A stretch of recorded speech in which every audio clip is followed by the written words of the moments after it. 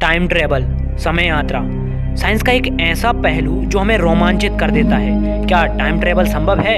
तो दोस्तों आज की इस वीडियो में हम टाइम ट्रेवल के ऊपर ही बात करेंगे। फटाफट से बस इस वीडियो को लाइक कर दीजिए और अपनी कुर्सी की पेटी बांध लीजिए, क्योंकि आज हम करेंगे टाइम ट्रेवल के ऊपर बात। दोस्तों सबके मन में एक क्वेश्चन हमेशा होता है कि क्या टाइम ट्रेवल करना संभव है? तो मैं आपको बता दूं, हाँ, टाइम ट्रेवल करना संभव है। इनफैक्ट इस दुनिया में कोई भी चीज इम्पॉसिबल तो नहीं है। हमें कुछ थ्योरीज टाइम ट्रेवल के लिए परमिशन देती है। हाँ, इन्हीं के बीच में कुछ एक्सेप्शंस जरूर हैं, क्योंकि कुछ थ्योरीज कहती हैं कि टाइम ट्रेवल करना बिल्कुल संभव नहीं है। लेकिन आज हम उस पैराडॉक्स के ऊपर बात नहीं करेंगे जो हमें समय यात्रा से रोकते हैं। आज हम उन थ्योरी के ऊपर बात करेंगे जो हमें अलाउ करती है कि हम समय यात्रा कर सकते हैं। पर दोस्तों जितनी भी थ्योरीज हैं वो मैथमेटिकली हैं, क्योंकि उन्हें कोई अभी तक प्रूफ नहीं मिला है, क्योंकि हमारे सामने प्रैक्टिकली आज तक किसी ने टाइम ट्रेवल नहीं किया है। और अगर किसी ने टाइम ट्रेवल किया भी होगा तो वो हमें नहीं पता। दोस्तों पहली थ्योरी ये कहती है, अगर आप टाइम ट्रेवल करना चाहते हो तो आपके टाइम की जो स्पीड है उसको बढ़ा दीजिए। पर क्या ऐसा करना संभव है? तो हाँ, साइंस में ये संभव है। दोस्तों अगर आप टाइम ट्रेवल करना चाहते हैं तो पहला तरीका तो यही कहता है कि आपकी जो स्पीड है वो स्पीड ऑफ लाइट के इक्वल होनी चाहिए। पर दोस्त आप लाइट की स्पीड को तो जानते ही हैं, उसकी स्पीड 3 लाख किलोमीटर पर सेकंड है। मतलब जो लाइट है वो 1 सेकंड में 3 लाख किलोमीटर ट्रेवल कर सकती है। और ब्रह्मांड में कोई ऐसा ऑब्जेक्ट नहीं है जिसकी स्पीड ऑफ लाइट से ज्यादा है। दोस्तों अगर आपकी स्पीड ज्यादा तेज होती जाएगी तो आपके लिए समय धीमा होता चला जाएगा। ऐसा मैं नहीं कह रहा हूँ, ऐसा कहते हैं आइंस्टाइन की थ्योरी ऑफ रिलेटिविटी कहती है कि अगर आपकी स्पीड ज्यादा होती जाएगी तो आपका जो समय है वो धीरे धीरे धीमा होता चला जाएगा। दोस्तों अगर हम बात करें, अगर आपकी स्पीड ऑफ लाइट के इक्वल चली जाती है तो आपके लिए तो समय बहुत धीमा होता चला जाएगा। चलिए इसको हम एक उदाहरण की मदद से समझते हैं। मान लीजिए आप एक ऐसा यान बना लेते हैं जो स्पीड ऑफ लाइट के इक्वल चलता है। मतलब हमने जो यान बनाया है उसकी स्पीड 3 लाख किलोमीटर पर सेकंड है।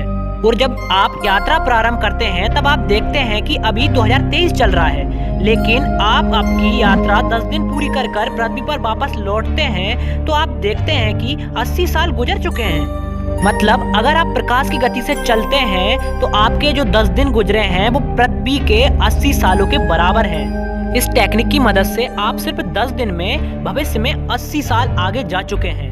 दोस्तों इस टेक्निक का डिसएडवांटेज ये है कि आप भविष्य में जा तो सकते हैं लेकिन उससे वापस नहीं आ सकते। हम भविष्य में पहुंच तो गए हैं लेकिन हमारे पास ऐसा कोई उपाय नहीं है जिससे हम फिर से पास्ट में जा सकें। इसलिए इस टेक्निक को वन वे कहा गया है। दोस्तों यहाँ पर एक सवाल उठता है, आखिरकार हमारे यान में बिताए गए 10 दिन पृथ्वी के 80 सालों के बराबर कैसे हो सकते हैं? दोस्तों इस चीज के ऊपर हम बात कर चुके हैं। जो आइंस्टाइन की रिलेटिविटी थ्योरी है वो कहती है अगर आपकी स्पीड जैसे जैसे बढ़ती जाएगी तो आपकी जो समय की वैल्यू है वो धीरे धीरे कम होती चली जाएगी। मतलब आपका जो समय है वो धीमा होता चला जाएगा। और हम जिस यान में बैठे थे उस यान की स्पीड ऑफ लाइट के बराबर थी, जबकि हमारी धरती की गति एक सामान्य गति थी। इसीलिए उस यान के लिए समय बहुत धीमा हो गया था। और यान में बैठे उस मनुष्य के लिए तो वो सिर्फ 10 दिन थे, जबकि पृथ्वी पर 80 साल गुजर चुके थे। दोस्तों इस थ्योरी के कुछ ऐसे कॉन्सेप्ट भी हैं जो इम्पॉसिबल लगते हैं। अगर आप एक बस में ट्रेवल कर रहे हैं और आप बस में दौड़ लगाने लग जाए तो आपकी स्पीड बस की स्पीड से ज्यादा तेज होगी।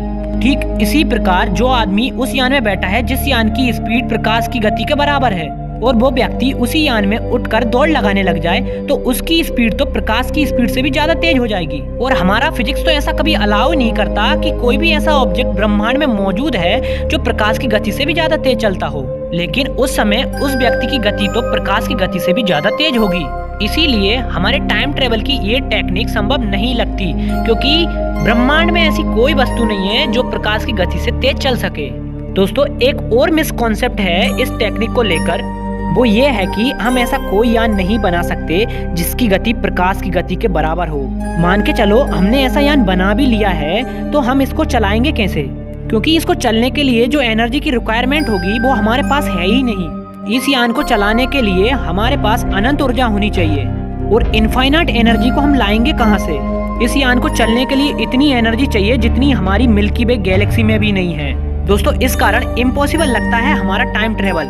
दोस्तों इस वीडियो में हमने बात की टाइम ट्रेवल की टेक्निक और उसके फेल होने के कारण के बारे में। दोस्तों हम किसी और वीडियो में बात करेंगे टाइम ट्रेवल की किसी दूसरी टेक्निक के बारे में। इस चैनल को सब्सक्राइब कर लीजिए और मेरे को दीजिए इजाजत। हम मिलते हैं किसी दूसरी वीडियो में किसी दूसरे टॉपिक पर। इस वीडियो को देखने के लिए धन्यवाद।